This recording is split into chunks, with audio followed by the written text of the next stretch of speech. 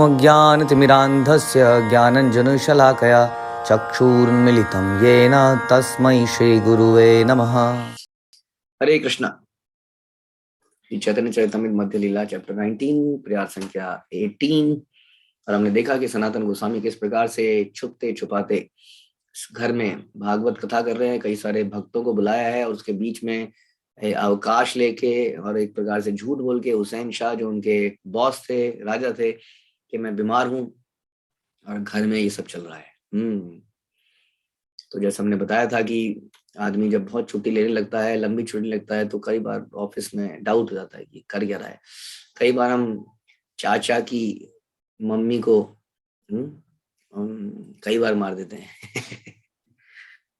Boss बता रहे तो पिछली बार ही मरे थे। नहीं नहीं नहीं, वो तो कजन वाले थे, ये रियल वाले हैं। आर दिन गौड़ेश्वर संगे एक जन, आचम बीते गोसाई सब हते कैल आगमन। एक दिन जब सनातन गोस्वामी विद्वान ब्राह्मणों की सभा में श्रीमद् भागवतम का अध्ययन कर रहे थे, तब बंगाल का नवाब तथा एक अन्य व्यक्ति वहां पर सहसा आ पहुंचा। ने छापा मार दिया एक तरह से। तो नवाब, बंगाल के नवाब हुसैन शाह का पूरा नाम था अलाउद्दीन सैयद हुसैन शाह शरीफ मक्का, काफी लंबा नाम है, जिसने 23 वर्षों तक यानी कि 1498 से लेके 1521 तक बंगाल में राज्य किया। ओके। बादशाह देखिया सब संभ्रम उठिला, संभ्रम आसन दिया राजा रे बसाइला। जो ही सभी ब्राह्मणों तथा सनातन गोस्वामी ने नवाब को आते हुए देखा तो सभी खड़े हुए और उन्होंने आदर पूर्वक उनको बैठने के लिए कहा। यद्यपि नवाब हुसैन जो था मलेच्छ था, यवन था, फिर भी देश का शासक था और विद्वानों और सनातन गोस्वामी ने राजा का या शासक जैसा उसका सम्मान किया। और ऐसा कहा जाता है कि शासक को, राजा को सम्मानित किया ही जाना चाहिए। यही बात हम सुनते हैं परीक्षित महाराज की कथा में, जब उन्होंने शमक ऋषि बाद में अपने पुत्र को बताते हैं कि राजा जो है पूजनीय ही है, उसका रिस्पेक्ट करना चाहिए, क्योंकि राजा के ना होने से बहुत ज्यादा अस्त व्यवस्था फैल जाती है। हमने देखा कि वेन जो था, राजा बनना था एक बार, अंग का बेटा, राजा अंग जो भक्त थे उनका वेन जो बेटा था वो दुष्ट था एक नंबर का, लेकिन वो दुष्ट के राजा बनने के बाद सारे चोर उचक्के गायब हो गए, क्योंकि जब इतना बड़ा चोर उचक्का बैठ गया बीच में तो उसने सब चोरों को बंद कर दिया, क्योंकि चोरों की वो समझता था चोर कहाँ छुपेंगे, कहाँ लूटेंगे। तो एक आदमी लूट रहा है तो बाकी लुटेरे बंद हो गए थे।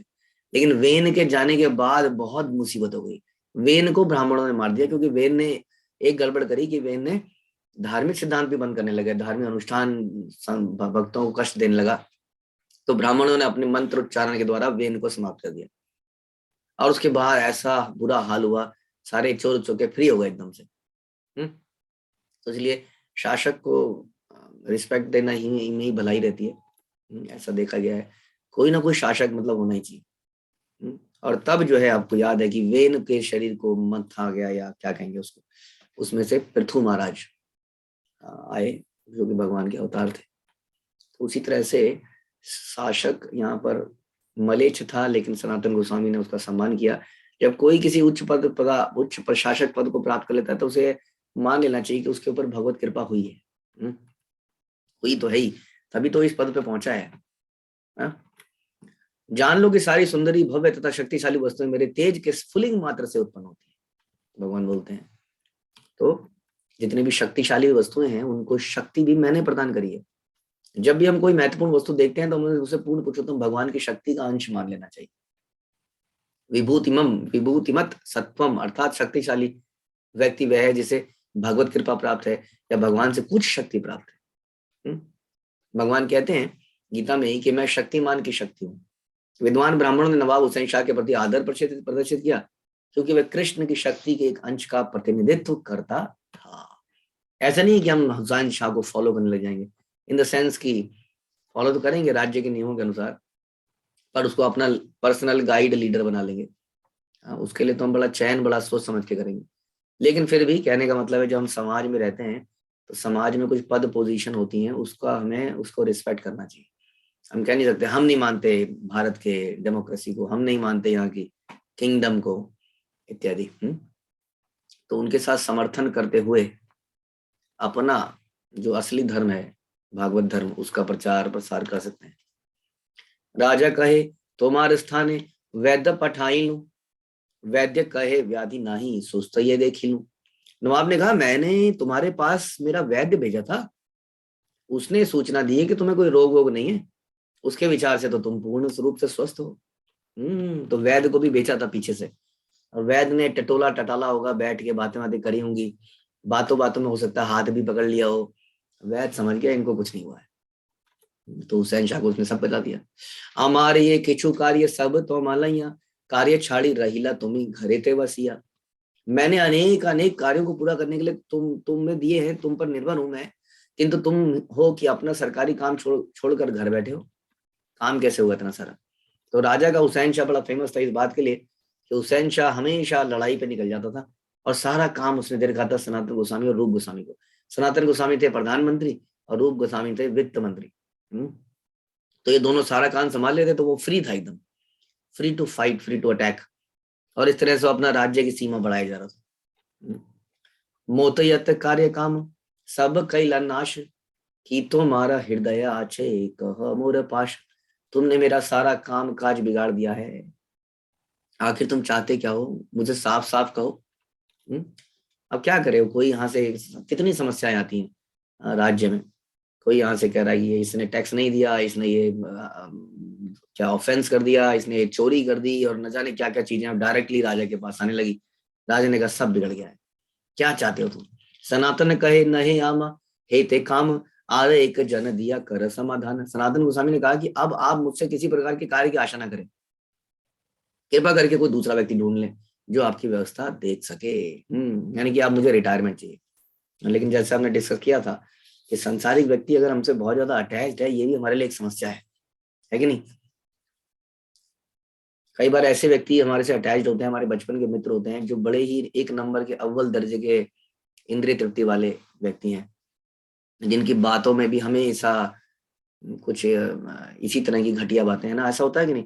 हम लोग अब कृष्ण भावनामृत में आ गए, हमारे कई पुराने दोस्त हमसे मिलते हैं तो हमें बड़ा अजीब सा लगता है, क्योंकि उनकी बातों में गाली, डबल मीनिंग के वर्ड, बेमतलब के जोक, बड़ा अजीब सा लगता है। लेकिन क्या करें, कई बार अपनी आसक्ति के कारण हम उन्हें छोड़ ही नहीं पाते उन लोगों को।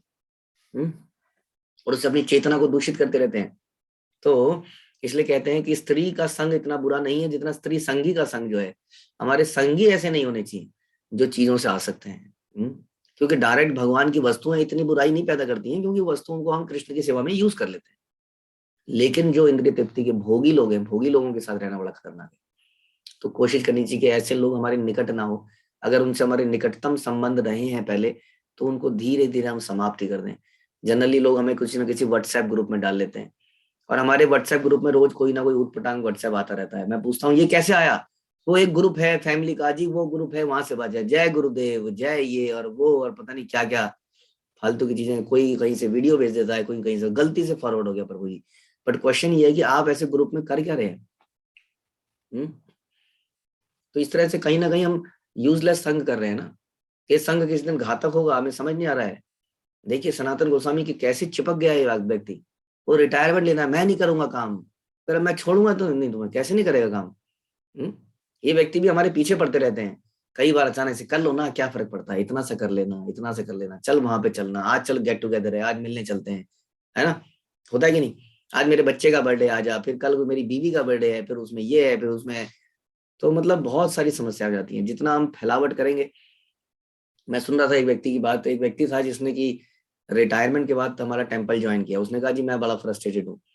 तो हमारे टेम्पल प्रेसिडेंट ने उनको कहा कि ठीक है आप ज्वाइन कर लीजिए, कुछ दिन एक महीना टेम्पल में रहिए, अगर आपको लगता है तो फिर आगे चलेंगे वानप्रस्थ आश्रम में। तो व्यक्ति आया और पता लगा वो व्यक्ति रोज गायब रहने लगा, था ही नहीं कहीं पर। एक महीने बाद किसी तरह से वो मिला, फोन कॉल भी उठाने बंद कर दिए।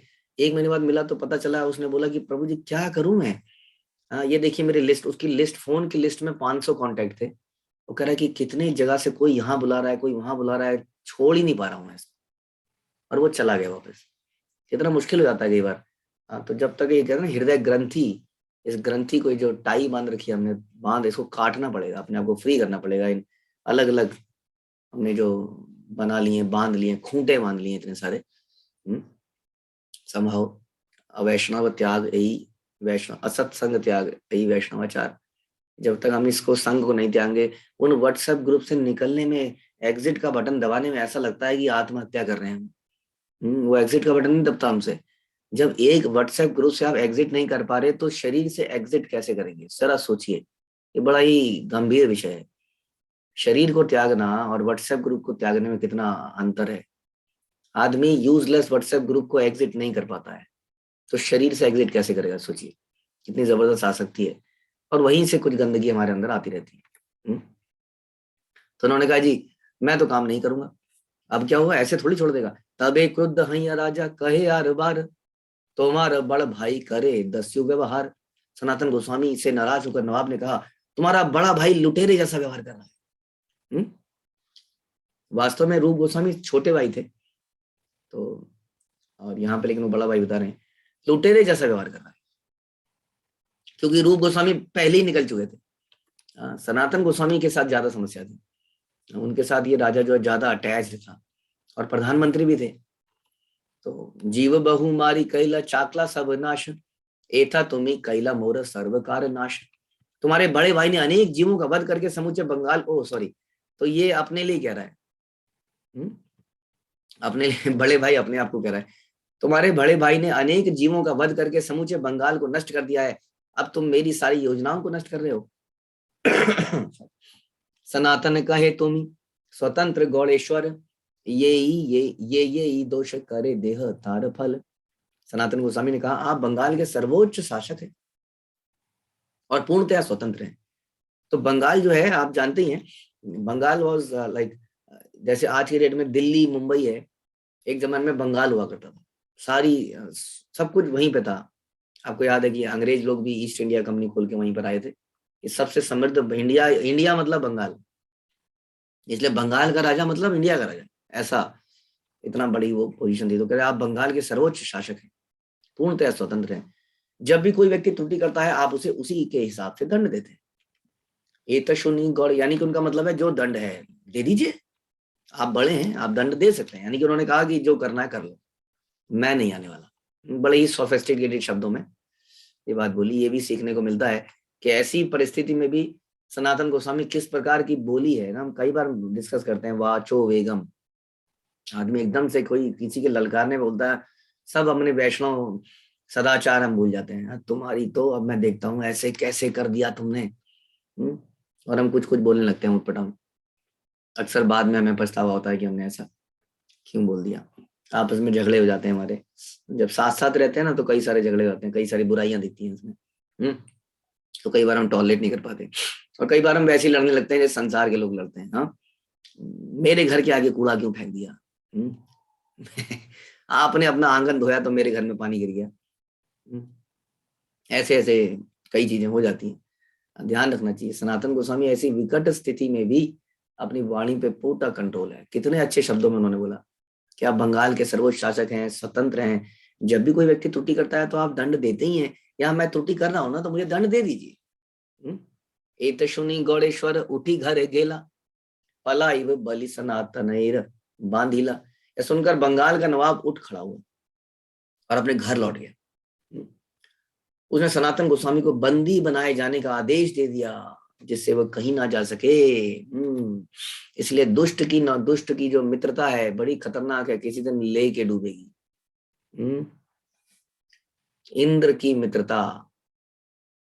मित्रता लेके डूब ही गई, डुबो ही दिया उसने, है ना। दुष्ट व्यक्ति का कोई भरोसा नहीं कहते हैं, कब क्या कर दे। इसलिए कई बार ऐसा बोला जाता है जानवर, कई लोग जानवर से बड़ा प्यार करते हैं ना। किसी बैल को देखते हैं, गाय को देखते हैं, देखते हैं ना सब लोग खुजली कर रहे हैं, खुजली करते करते उसने यूं सींग उठाया और ले जी हाथ में फ्रैक्चर। तो बड़ा एहतियात की आवश्यकता है। जानवर जानता नहीं है कि हम क्या कर रहे हैं क्या नहीं कर रहे हैं। इट इज डिफिकल्ट, जब तक हम वो अच्छे तरह से आता ना हो। कभी भी कुछ भी कर सकता है वो, कभी भी काट भी सकता है आपको। तो उसी तरह से दुष्ट व्यक्ति, सांप है दुष्ट व्यक्ति, द्वेषी, ईर्ष्यालु, ये व्यक्ति कभी इनका मित्र बनना खतरनाक है।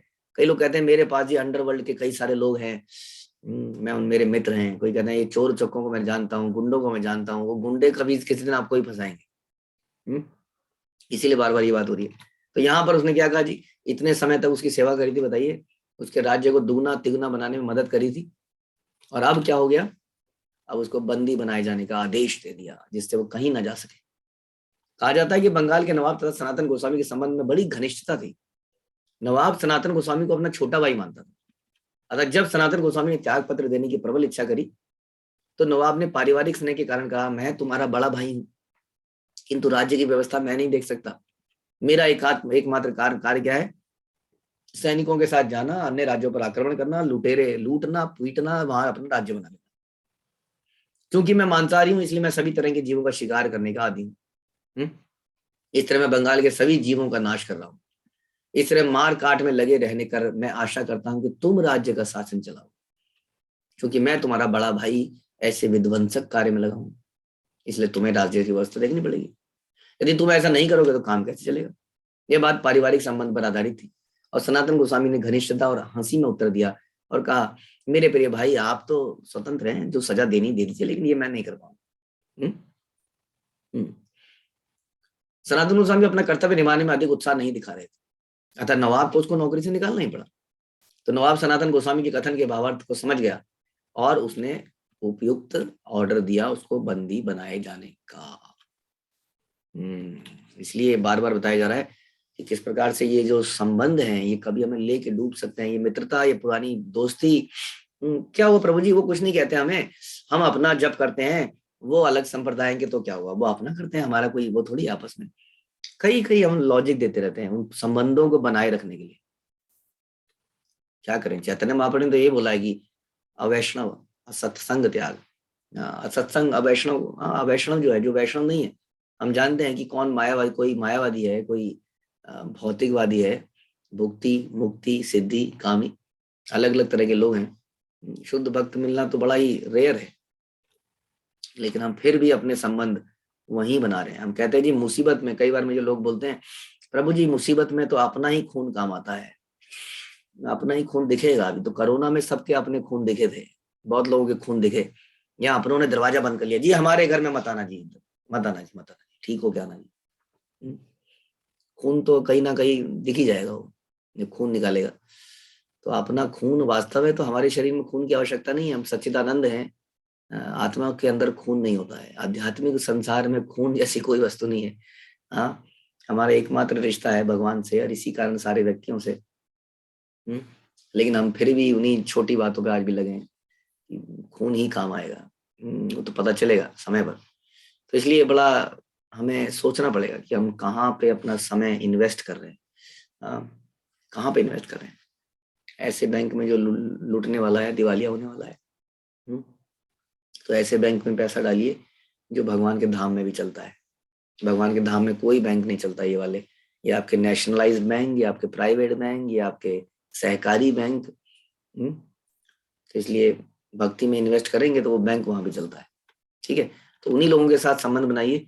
यहाँ पर बड़ी समस्या आ गई। अच्छा, सनातन और रूप गोस्वामी के साथ ऐसा आपके मन में अगर प्रश्न आ रहा है कि उन्होंने ये जॉब क्यों करी, वो इस ऐसे व्यक्ति के साथ नौकरी कर ही क्यों रहे थे, उन्होंने इतने बड़े संत महात्मा, तो ऐसा हम सुनते हैं कि इसके पहले की ये बात है कि ये रूप और सनातन बहुत ही प्रखर विद्वान थे। सब लोग जानते थे, शास्त्रों के ज्ञाता थे, जबरदस्त डिसीजन मेकर थे, इंटेलिजेंट थे। और नवाब हुसैन शाह को इनकी इनकी ख्याति फैलती जा रही थी। नवाब हुसैन शाह को इनके बारे में पता चला तो उसने इनको बोला कि आओ मेरे साथ नौकरी कर लो। इन्होंने मना कर दिया। तो नवाब हुसैन शाह ने बड़ी तरीके से वैष्णवों को मारना पीटना शुरू कर दिया। उसने कहा यदि तुम मेरे साथ नहीं आओगे तो मैं सारे वैष्णवों को समाप्त कर दूंगा। तो ऐसा हमने सुना कि इस कारण इन्होंने उसको शांत करने के लिए ताकि वैष्णवों की हत्या ना हो, इन्होंने उसकी नौकरी करी। लेकिन इस दौरान भी हम सुनते हैं कि रूप और सनातन ने राम के लिए जगह में जब ये थे, उस जगह को वृंदावन बना लिया था। उस जगह में उन्होंने यमुना नदी, मदन मोहन, इस तरह से जैसे आज भी हम विदेशों में देखते हैं ना, नया वृंदावन, कृष्णा वैली, जहाँ लोग ऐसा करने का प्रयास कर रहे हैं, या इंडिया में वाड़ा में ऐसा बनाया जा रहा है। तो ऐसा ही जगह इन्होंने, यानी कि उस दौरान भी ये एंजॉय नहीं कर रहे थे, उस दौरान भी ये भक्ति कर रहे थे, लोगों का मिलना जुलना, भक्तिमय करना, लेकिन नौकरी करनी पड़ रही थी ताकि वैष्णव सुरक्षित रहें। लेकिन अब समय आ गया। तो हिन काले गेल राजा उड़िया मारी थे, सनातन कहे तुम चल मोरे साथे। उस समय नवाब उड़ीसा प्रांत पर आक्रमण करने जा रहा था। अब देखिए उड़ीसा पे आक्रमण करने जा रहा है और सनातन गोस्वामी से कहा तुम मेरे साथ चलो। ओके। उस समय उसने उड़ीसा के सामंत राजकुमारों को जीत लिया था, जब इस वक्त उसने 1502 में यह आक्रमण हुआ था। तेहू कहे याबे तुम्ही देवताए दुख दीते मोर शक्ति नाही तुम्हारे संगे आई थे। सनातन गोस्वामी ने उत्तर दिया, आप तो पूर्ण पुरुषोत्तम भगवान को कष्ट देने उड़ीसा जा रहे हैं, मैं आपके साथ नहीं जा सकता, मैं आपके साथ जाने में अशक्त हूँ। यानी कि अब सनातन गोस्वामी ने सोच लिया था कि अब जो होगा देखी जाएगी, because now is the time. Chaitanya Mahaprabhu आ चुके हैं, उन्होंने आदेश देख तरह का दे ही दिया है कि समय मिलते ही तुम लोग यहाँ से निकल लो। अब जब भगवान ही बोल रहे हैं तो वैष्णव की रक्षा भी भगवान ही करेंगे। तो उन्होंने कहा मैं तो नहीं जा पाऊंगा। तबे तारे बांधी राखी करीला गमन एथा नीला चल हईते प्रभु चलीला वृंदावन। नवाब ने फिर से सनातन गोस्वामी को बंदी बनाया और जेल में डाल दिया। उस समय श्री चैतन्य महाप्रभु जगन्नाथपुरी से वृंदावन के लिए चल पड़े। चल पड़े थे, अब मुलाकात हो सकती थी, लेकिन सनातन गोस्वामी तो जेल में बंद हो गए हैं। लेकिन कौन रोक सकता है भगवान के भक्त को? हम भी तो जेल में बंद हैं इस वक्त, शरीर की जेल में हम बंद हैं। हम इस शरीर के बंधन से अगर छूट जाएं तो भगवान के धाम में जा सकते हैं, हाँ, वृंदावन में जा सकते हैं। लेकिन शरीर के बंधन के कारण बहुत सारी लिमिटेशन है। हम 1-2 फुट ही उछल पाते हैं, कहाँ दूसरे जगत में जाएंगे, कैसे जाएंगे, कौन लेके जाएगा? कोई ना कोई लेने आएगा विमान में, तभी जा पाएंगे, है ना। उसके लिए भक्ति करनी पड़ेगी। तो भगवान भक्त को इस शरीर रूपी जेल से रिहा कर सकते हैं यदि हम उनकी भक्ति करें तो। उसी तरह से सनातन गोस्वामी को कौन रोक सकता है? खैर अभी तो जेल में बंद हो गए हैं।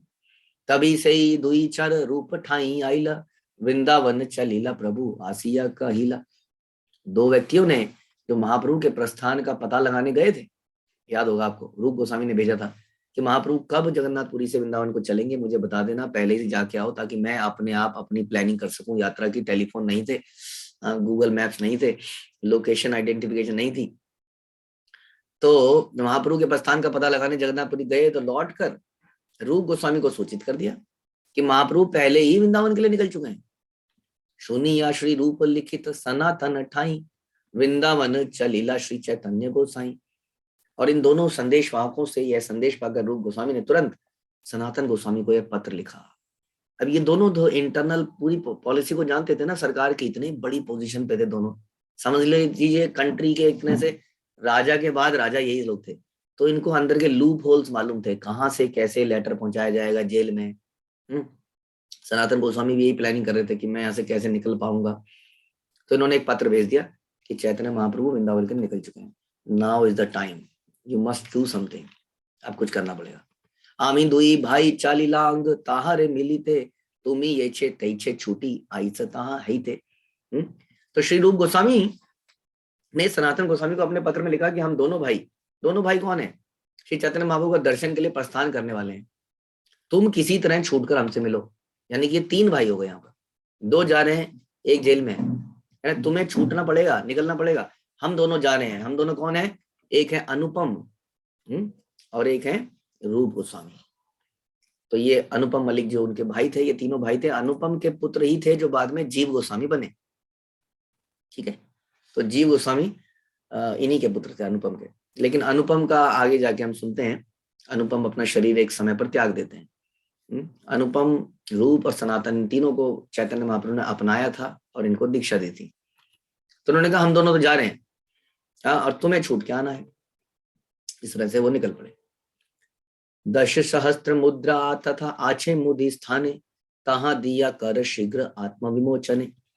और रूप गोस्वामी ने सनातन गोस्वामी को यह भी सूचित किया कि मैंने एक बनिए के पास, उसका नाम ये है, ये जगह है, वहां पर 10,000 मुद्राएं छोड़ के आया हूं तुम्हारे लिए।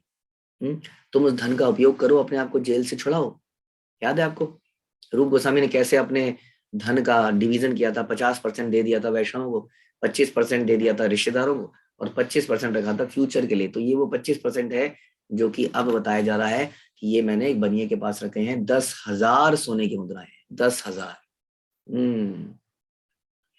आगे जाके हम सुनेंगे एक जगह पर कि 8 सोनों की मुद्रा के लिए, 8 सोने की मुद्रा के लिए एक व्यक्ति सनातन गोस्वामी की हत्या करने पे उतार हो जाए, केवल 8 के लिए। और ये थी 10,000, यानी कि बहुत मूल्य था इनका। बाद में हम सुनेंगे कि एक मुद्रा को चुरा के उनका नौकर फिर भी रख लेगा। तो यानी कि एक एक मुद्रा की इतनी वैल्यू थी, ये 10,000 मुद्राएं यहाँ पर थी। और ये स्वरूप गोस्वामी ने पहले से सोच के कि ये काम आएंगी। अब बोल रहे हैं सनातन गोस्वामी, आप इन मुद्राओं को यूज करो, संभाओ और यहाँ से छूटो। यही छे तई छे छूटी तुम्ही ऐसा वृंदावन, एत लिखी दुई भाई करिला गमन। इसी तरह से छूट कर वृंदावन में आ जाओ, या लिखकर दोनों भाई रूप और सना अनुपम चैतन्य महाप्रभु को मिलने चले गए। काफी कठिन समय है।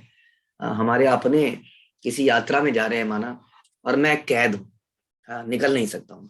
जैसे कई बार हम कैद हो जाते हैं ना, ड्यू टू आवर रिस्पॉन्सिबिलिटीज, कई बार हम जा नहीं पाते हैं किसी जगह में, ऑफिस है, घर में कुछ समस्या है, कुछ ऐसा काम है, इत्यादि इत्यादि, तो बड़ा बेचैन हो जाता है। लेकिन सनातन गोस्वामी यहाँ बड़ी शांत स्वभाव से काम कर रहे हैं, सोच रहे हैं कैसे किया जा सकता है, कैसे करूं।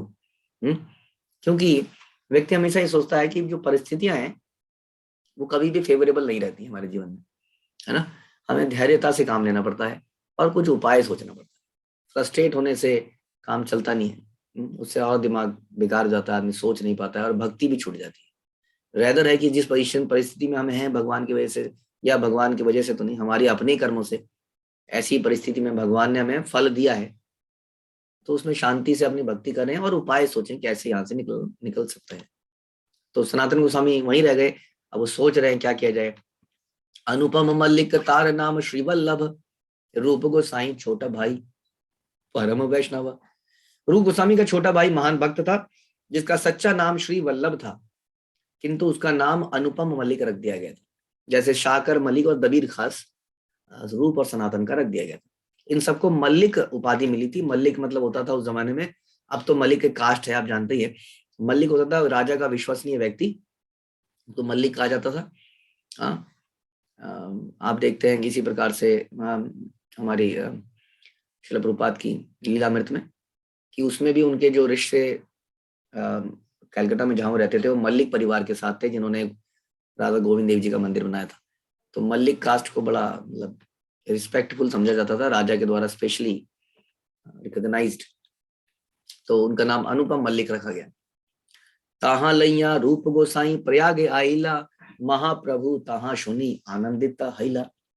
और श्री रूप गोस्वामी और अनुपम मल्लिक प्रयाग में गए, और यह समाचार सुनकर अत्यधिक प्रसन्न हुए कि चैतन्य महाप्रभु प्रयाग पर ही हैं।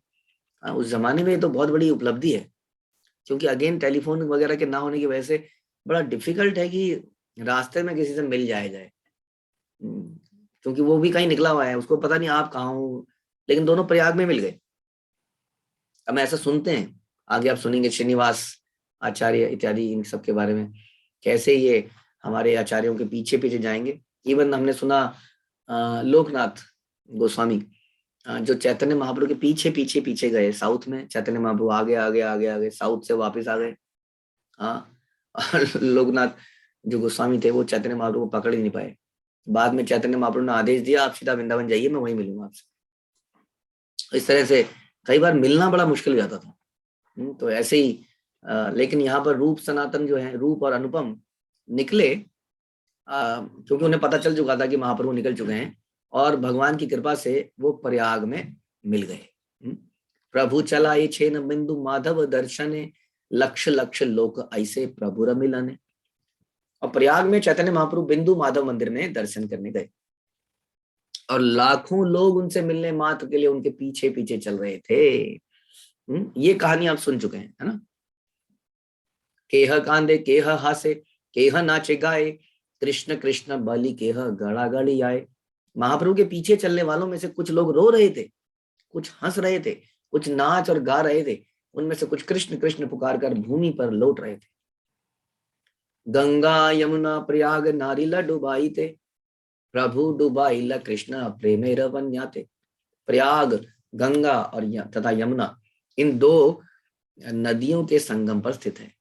यद्यपि ये नदियां अपने जल से प्रयाग को जलमग्न नहीं कर सकी थी, किंतु श्री चैतन्य महाप्रभु ने कृष्ण प्रेम की लहरों से पूरे भूभाग को आप्लावित कर दिया था। चारों तरफ केवल सर ही सर दिखते थे, लौटते हुए, नाचते हुए, गाते हुए। भीड़ देखे देखी दुई भाई रहिला निर्जने, प्रभु आवेश हैला माधव दर्शने। बड़ी भीड़ को देखकर दोनों भाई एकांत स्थान पर खड़े रहे।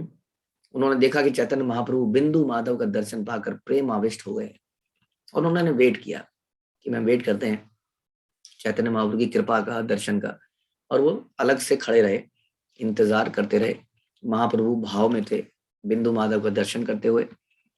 प्रेमावेश नाचे प्रभु हरि ध्वनि करी, ऊर्ध्व बाहु करी बले बल हरि हरि।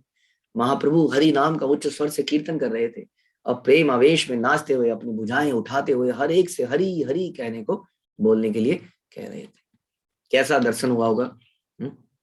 इतने सारे बोझ से उतर के आए थे रूप और अनुपम, और अब यहाँ भगवान का इतना दयामय, महावदान्याय और भावाविष्ट दर्शन कर रहे थे। ये बड़ी रेयर अपॉर्चुनिटी है, क्योंकि कई बार तो भगवान के दर्शन नहीं होते हैं। हाँ, कई बार दर्शन होते हैं तो भाव नहीं होते हैं। यहाँ पर ऐसे दो लोग मिल रहे थे जो आगे जाके चैतन्य महाप्रभु के हर हृदय की हर बात को लिख देंगे, उनके बिना बताए। अब वो ऐसे व्यक्ति भगवान का दर्शन कर रहे हैं। प्रभु रम महिमा देखी लोके चमत्कार, प्रयागे प्रभु लीला नारी वर्णिबार। हर व्यक्ति चैतन्य महाप्रभु की महानता देखकर अत्यंत विस्मित था।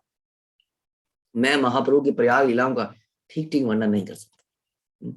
वो एक्चुअली क्या है ना, भावनाओं को लिखना बड़ा मुश्किल हो जाता है कई बार। लिखने में लिमिटेशन है, थोड़ी सी शब्दों को ढूंढना पड़ता है कई बार, कैसे उसको बताएं ना। हम बोल सकते हैं जैसे बाल खड़े हो गए, रोंगटे खड़े हो गए, अब इसके आगे क्या बताएं कि कैसे फीलिंग हो रही है वो, तो लिखना बड़ा मुश्किल है। तो कह रहे हैं मैं लिख नहीं पाऊंगा, ऐसा वर्णन था वहां पर।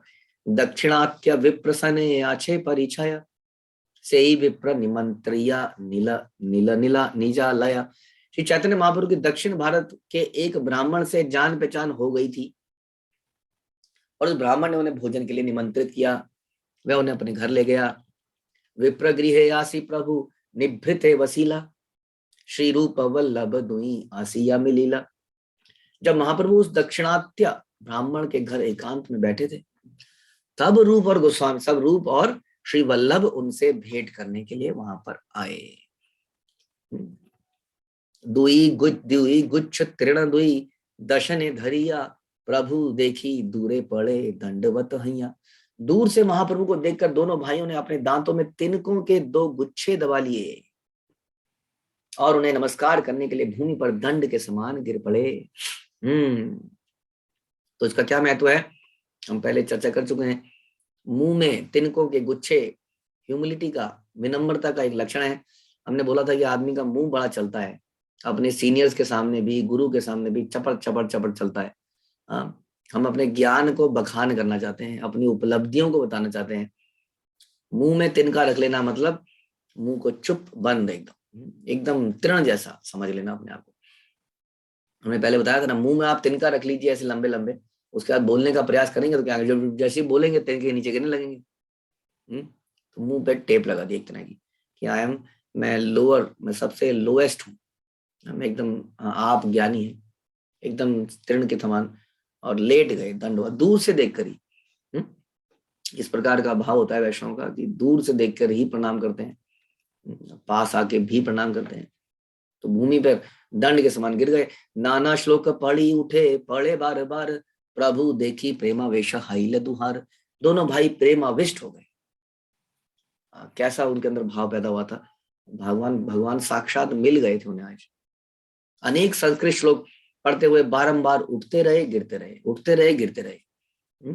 श्री रूप देखिया प्रभु प्रसन्न हैला मन, उठ उठ रूप ऐसा बलीला वचन। श्री चैतन्य महाप्रभु श्री रूप गोस्वामी को देखकर अत्याधिक प्रसन्न थे और उन्होंने उनसे कहा, उठो उठो हे प्रिय रूप, मेरे पास आओ। चैतन्य महाप्रभु उनका वेट कर रहे थे न जाने कब से। और ये ऐसे पार्षद होंगे जो आज भी जाने जाते हैं। ऐसे पार्षद से आज मुलाकात हो रही थी। अब उनको स्पेशल इंस्ट्रक्शन दी जाएंगी कि आगे की क्या कार्रवाई है।